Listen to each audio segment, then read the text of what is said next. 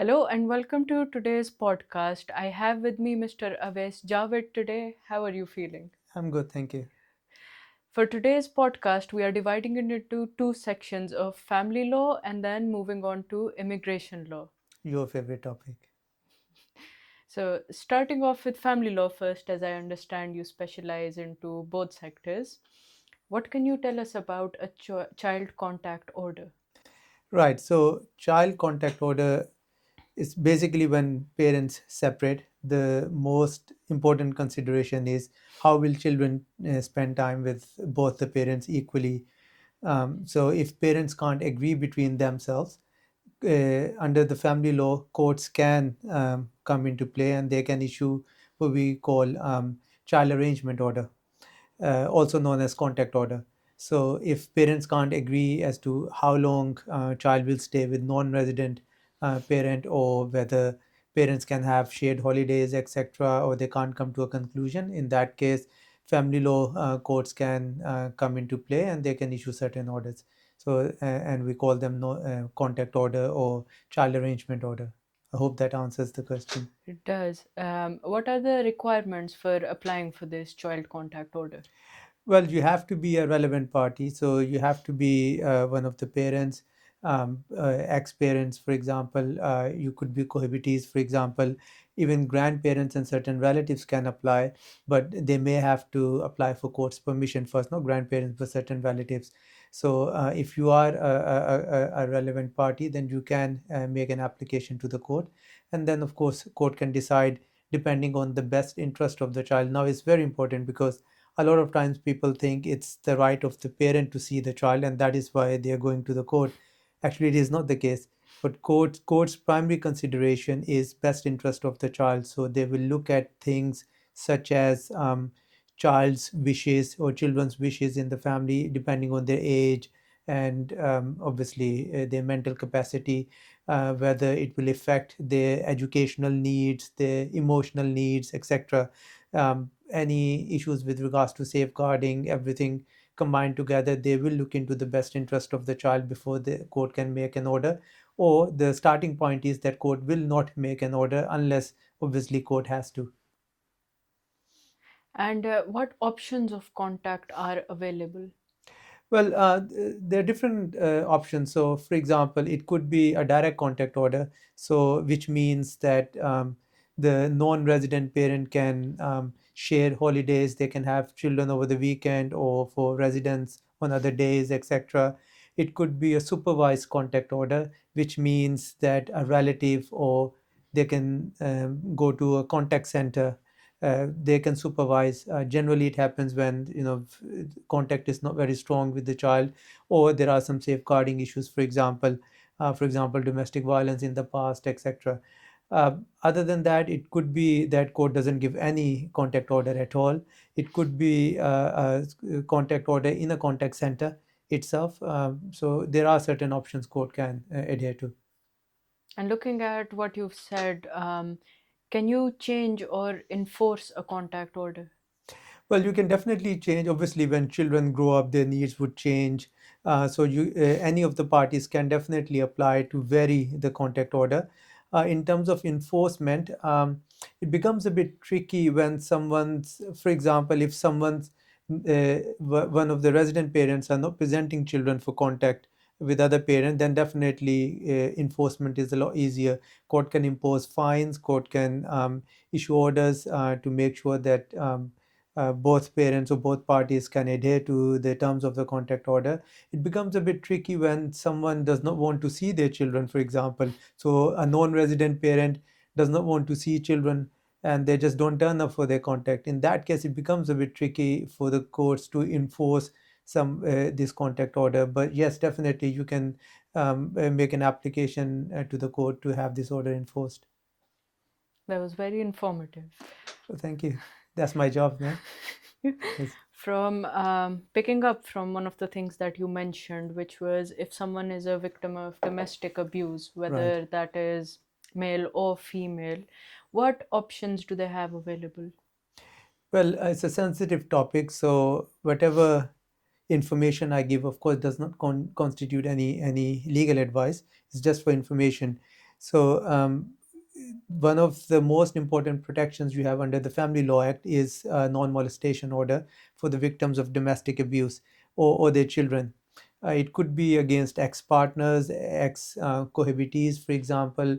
It could be uh, your current partners or some other relatives. So, if it is the case that you are facing harm or potential harm, then applicant can make an application to the court for non-molestation order. And what kind of non-molestation orders are available? Well, it's just one non-molestation order. You make an application, but the conditions could be different. So, for example, if you require a non-molestation order on urgent basis, emergency basis, you can. It's also called ex parte non-molestation order, which means you are not informing the other party, you are not informing the respondent. But in that case, courts take it very seriously because you are getting an order against someone who doesn't even know. Obviously, they can challenge it at a later date, but for courts to issue such an order, there has to be a serious risk of harm and there has to be good enough evidence in front of the court to make that order. Or in general terms, you can make an application for non-molestation order. Generally, application will be served onto the other party, and you can have a contested hearing. My next question is divided into two. One is what could be the possible outcomes, and the second is how can these be enforced? Very good question. So, in terms of outcomes, obviously, either non-molestation order will be granted. If it's granted, then the other party will be stopped from coming into the vicinity, workplace. If children are involved, going around the schools, stop any harm or threats, etc. It could be that the order includes that they can't contact them via emails, text messages, or any other modes of communication directly and indirectly. So, in a lot of cases, people don't contact directly, but they involve relatives, friends, etc., to exert pressure on the other side. So that can be included in the non-molestation order. It could be that the respondent can give an undertaking without admitting any fault. So, for example, if the respondent can say, "I do not agree that I have put other person through an imminent risk, or been or used violence, for example, but I would agree not to contact them, not to go in their vicinity, etc." So, to avoid any contested hearing, for example, or court can simply reject non-molestation order if there isn't enough evidence. Thank you for that.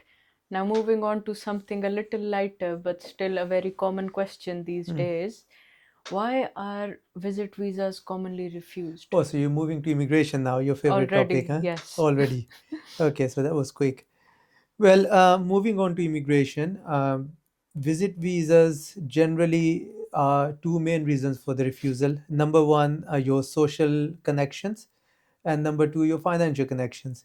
Now, in my experience, a lot of times people do have strong social connections in their home countries. It's just that they do not provide the relevant evidence. So, making representations that you have 10 uncles, 5 aunties, 6 children, etc., is not good enough. You need to provide evidence for it. So, for example, if an elderly person is applying and they live with their children and grandchildren, it would be a good idea to provide evidence that their children work in the same city, they live with them, so proof of address.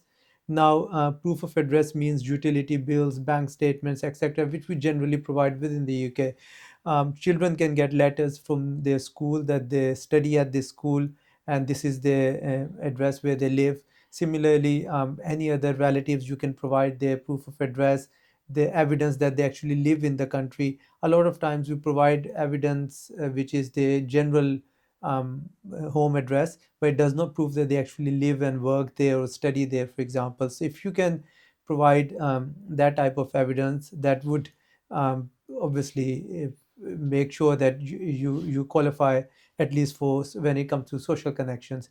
The other main issue is your financial connections. So a lot of times in certain countries, it's a cash economy. People work on cash, they get cash, they spend it. So there is no money trail, so to say. uh, now it becomes very difficult to show how much you're earning, how much are your expenses when everything is on cash. So my recommendation in this case generally is, if you get cash, that's fine, but put it in your bank account. Make sure that you put whatever cash you get, you put it in your bank account and make spendings from your bank account directly. If you are getting rent, make sure rent comes into your bank account and you have relevant rental agreement that obviously confirms what the rent is. Last thing you want is that the rental agreement says something else. You get cash amount, you spend some, and you put the rest in your bank account. So there is a discrepancy. So make sure that it's in line with the rental agreement. If you have any other source of income, please make sure that you provide evidence for it. So that's one of the reasons why visit visa gets refused. Another reason when it comes to finances is, a lot of times if people are running businesses as self-employed, for example, they use the same personal bank account for their businesses. Now that becomes very difficult for the entry clearance officer to differentiate which income is their personal income, which income is their business income, and what are the expenses. It becomes absolutely impossible to identify. Now you can tell them these are my tax returns. I get 200,000 equivalent Indian rupees, for example. Every month my expenses are 50,000, and in your bank account you have maybe, I don't know, 10 lakh Indian rupees coming in. It becomes very impossible, almost impossible. So in this case, my recommendation will be separate your accounts. So make sure you have a separate personal account. Even if you're self-employed, you have two personal accounts. Use one for business and transfer your salary into the other account as self-employed.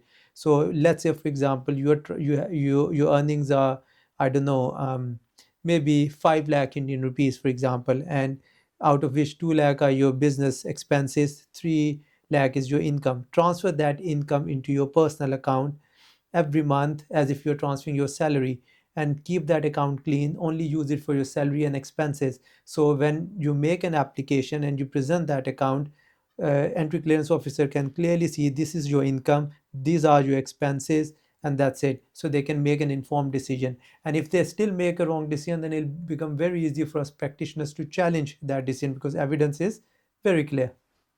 Coming to challenging it, every visit visa refusal states that you have no right of appeal. So, how can you That is correct, challenge yeah. the refusal? Well, you can't challenge it by way of statutory appeal, but you can challenge it by way of judicial review. Now, it's a very limited remedy, as you already know. It's a limited remedy, so it's not a fact-finding process. So, if we try and challenge that refusal by way of judicial review, then options are very limited. So you can challenge it on the basis if Secretary of State has or entry clearance officer has applied law incorrectly, decision is irrational, illegal, for example. So in those cases, we can challenge that decision. Process is, you will prepare your case and send it to the Secretary of State by way of a pre-action notice under civil procedure rules, and they will have generally 14 days, depending on how much time you can give them, generally 14 days to respond. If they concede, good. If they don't, then you can proceed to the courts, you can proceed to the upper tribunal and file a judicial review depending on the merits of the case. And if you are successful, you get your permission, then you can negotiate with the Home Office to settle that matter. If not, then you will have a final hearing and court can decide whether decision was correct or incorrect. They can't make a new decision for you under this remedy, but they can always make recommendations, and generally Secretary of State do adhere to those recommendations, entry clearance officer in this case. If someone does not want to go to court, how soon after a refusal can they reapply You mean for visit visas? visit visas? Okay. Well, they can apply straight away as long as they have new evidence. So if the application is refused for certain reasons, for example, application is refused and the refusal says that you have not provided certain documentation and they have those documentation, they can make an application straight away. The general rule is, if your circumstances don't change and you make an application, it's likely to be refused again. But if your circumstances do change, you can make an application anytime. There is no restriction as to when you can make a new fresh application. And does a previous refusal affect any future applications? It depends on the refusal itself. So if your refusal grounds X and you use the same documentation, and you make the same application again. Basically what you're doing is you're running the same process over and over again, and you're expecting different results at the end. That generally ends up in disaster. You will get the same results. If that's the case, then obviously it will affect. But I think it's a good thing that you have a refusal letter, so you can look at it and see what the reasons for refusal are, and then you can address those decisions and then apply it to your new application. Make sure you don't make those mistakes again. If you are making the same mistakes again and expecting different results, that hardly happens. That's true. Moving on to another category where we often get a lot of questions. What is the young adult's private life route?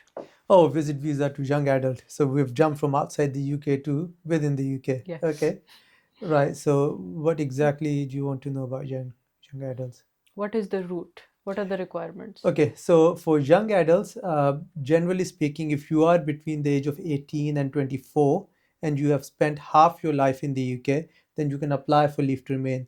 What you normally get is 2.5 years. You can actually ask for extended leave up to 5 years. And after 5 years, you can apply for indefinite leave to remain.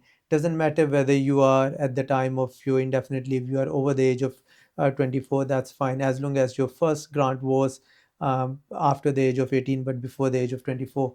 Then you can apply for indefinite leave to remain after 5 years, as long as you have spent half your life in the UK.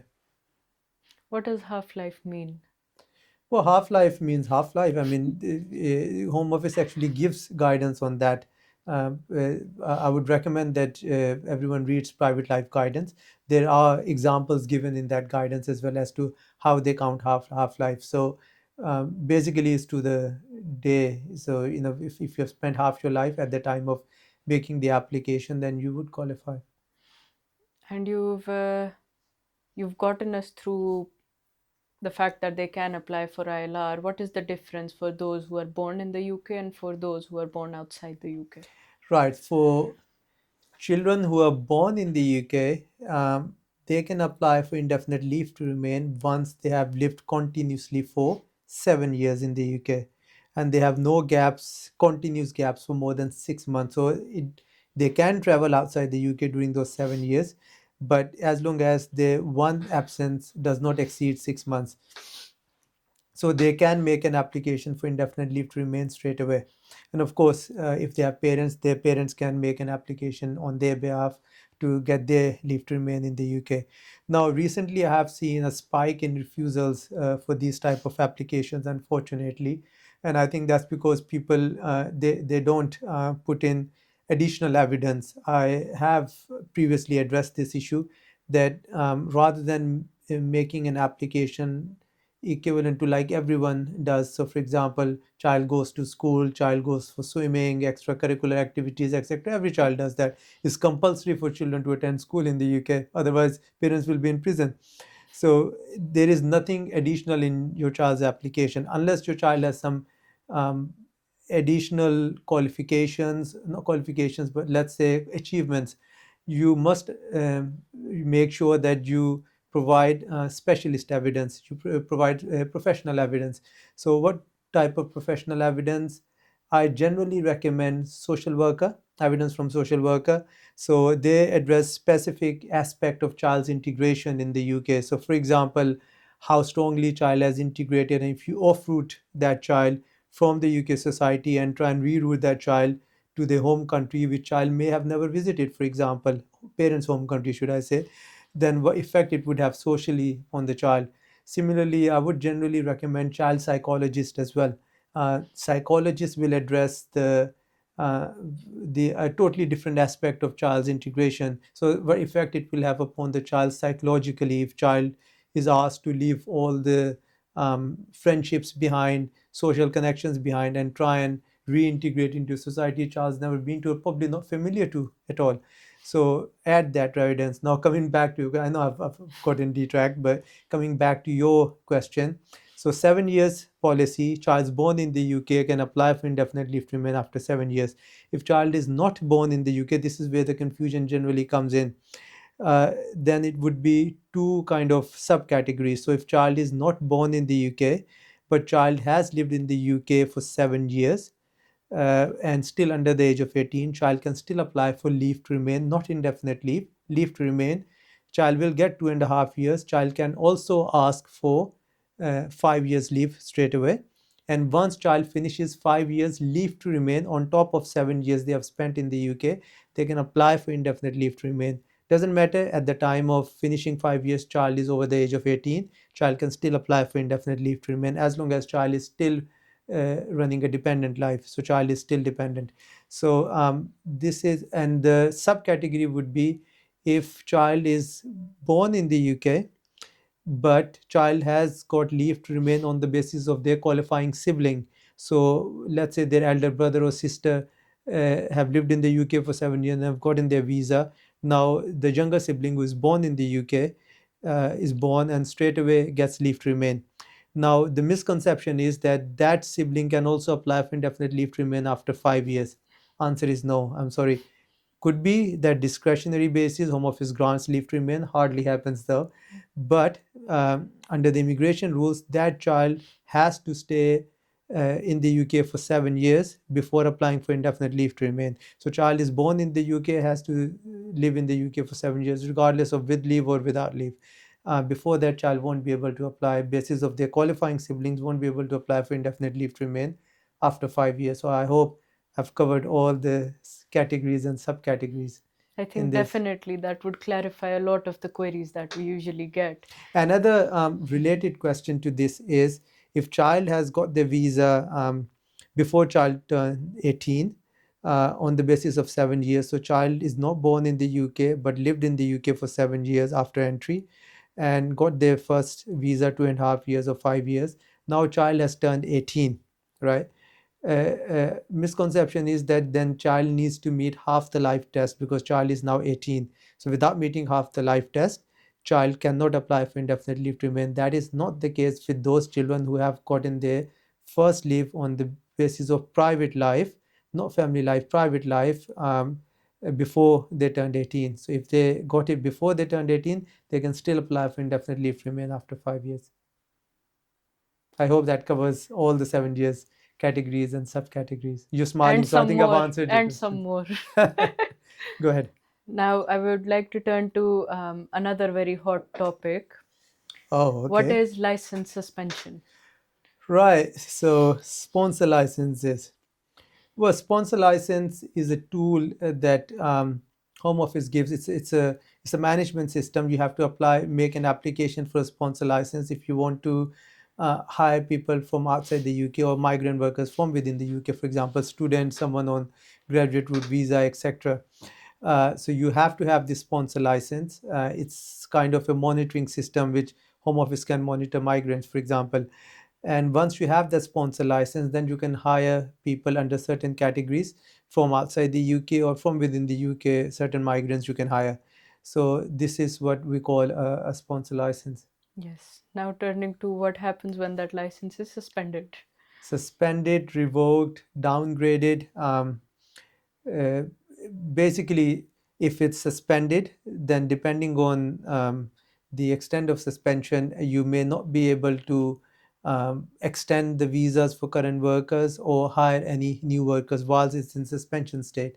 If it's revoked, then unfortunately all the skilled workers you already have, they will generally they be issued 60 days to find a new employer. Or if for example, if you don't have any skill, you won't be able to hire any new skilled workers, license is revoked. So if it's downgraded, for example, for certain breaches, then in that case, depending if it's going to category B, then you won't be able to hire new skilled workers. You may still be able to extend the visas for the existing skilled workers, for example. Or in certain cases, depending on the conditions, the existing skilled workers can finish their current visas, then they may have to switch to a different employer. So depending on the conditions again. So I think the related question would be why would the license get revoked? Starting You with suspension first. Okay, so generally speaking, if you are in breach of your sponsor license duties, your license can be suspended, revoked, downgraded accordingly. Now, the your sponsor license duties are generally in present in one document, which is a sponsor license guidance. So guidance is the do all for all the sponsor license requirements. So this is the only go-to guide, let's put it this way. So Home Office basically has produced this guidance. It's not backed up by immigration rules. So that means guidance is the start and end of it. So you have to just make sure that once you get your sponsor license, even before getting a sponsor license, you have to have certain documentations in place. So, for example, just to give you an example, I can't go through all of them. There's so many. Your hiring evidence. So evidence how you hire people. You have to have certain documentation. So your hiring process, for example, how you advertise the job, how people apply, how do you shortlist certain candidates, and then keep record of it, and then interview records, etc., minutes of interviews, and then why would you hire certain candidate over the other, for example. Used to be what we call a labor market test, where you have to justify why you are not hiring from within the UK first. You don't have to go through that test anymore, but you still have to justify genuine vacancies. So the vacancy you have is genuine. So you have to still have those documentation. Now, a lot of times when Home Office visits, or they you apply for extension of certificate of sponsorship or extension of visa for any of your existing skilled workers, Home Office comes back and asks for certain documentation. Generally, their documentation is alongside two or three things, just to make sure that you can afford the salary of the skilled worker. So they would ask your bank statement to see funds are coming into the bank account. uh, they would ask for your monitoring, for example. So how would you monitor their absences? How would you make sure that their leave is monitored? When is their leave expiring, etc.? And how did you to begin with hire that person, for example? So these type of evidence they generally ask for. If you have all the documentations in place, either it's monitoring, HR documentation, your finances, any other for example, documentation you would require as a business anyway, then I don't think there's anything to worry about. But if you don't have these documentations in place, nowadays any small breach is good enough for them to revoke the license, unfortunately. It wasn't the case, let's say, if you had asked me this question a year ago, or a year and a half ago, for example. But nowadays they're very strict. So just make sure that all the monitoring requirements, documentation requirements, everything is in place. Um, can the Home Office revoke your license without a warning? Well, in certain cases, if they think breach is so severe, then they can. Now, who decides breach is severe? Actually, it's them who decide. Unfortunately, is the irony. I mean, because sponsor license guidance is the start and end document Home Office goes to, and they are the ones who produced it. So it's not the Parliament. So unfortunately, they are the ones who decide whether breach is severe or not. You can, unfortunately, if the license is revoked, there is no right of appeal against it. You can again challenge it by way of judicial review. It's a very expensive remedy. It's not the type of remedy you would want. It's not a fact-finding remedy. So that means a lot of times it's a factual scenario. You say, no, I've done it. Home Office says, no, you haven't. You say, okay, here's the evidence. They say it's not good enough, for example. And it's more like I say, you say type. And obviously they will have the final say because they have the authority to revoke the license.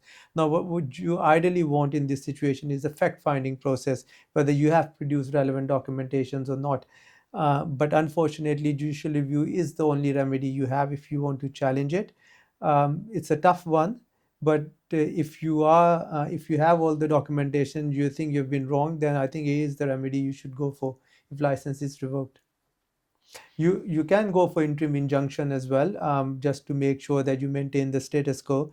For example, if your business has a lot of times care homes have a lot of skilled workers, and it's the care of the elderly that gets affected if suddenly half your workforce has left.